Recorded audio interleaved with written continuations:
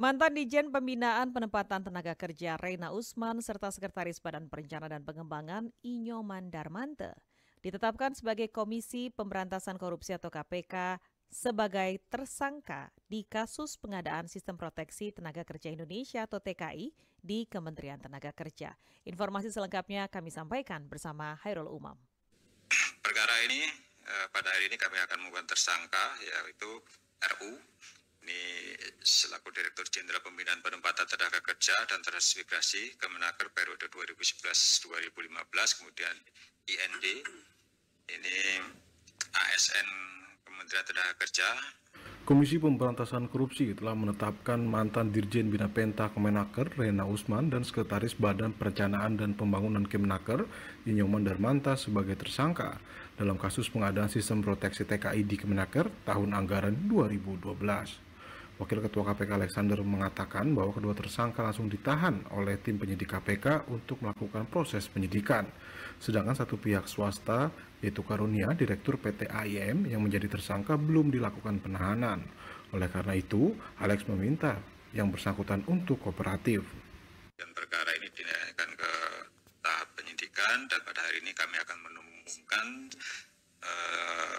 pelaku atau tersangka yang kemudian akan kami lakukan penahanan. Nah, perkara ini pada hari ini kami akan mengumumkan tersangka yaitu RU. Ini selaku Direktur Jenderal Pembinaan Penempatan Tenaga Kerja dan Transmigrasi Kemenaker periode 2011-2015, kemudian IND, ini ASN Kementerian Tenaga Kerja, pejabat pembuat komitmen pengadaan Sistem Proteksi TKI tahun anggaran 2012, dan KRN. Ini dari pihak swasta, ini Direktur PT AIM. Sementara itu, PLT Jubir KPK Ali Fikri mengatakan untuk kedua tersangka akan dilakukan penahanan selama 20 hari pertama terhitung 25 Januari 2024 sampai dengan 13 Februari 2024 di rumah tahanan KPK.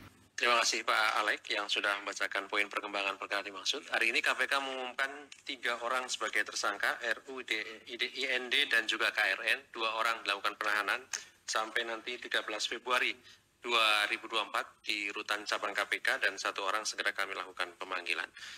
Dalam kasus ini, Rena diduga telah merancang proses lelang sistem TKI di Kemenaker. Ia telah merencanakan agar perusahaan Karunia dimenangkan dalam lelang proyek di Kemenaker.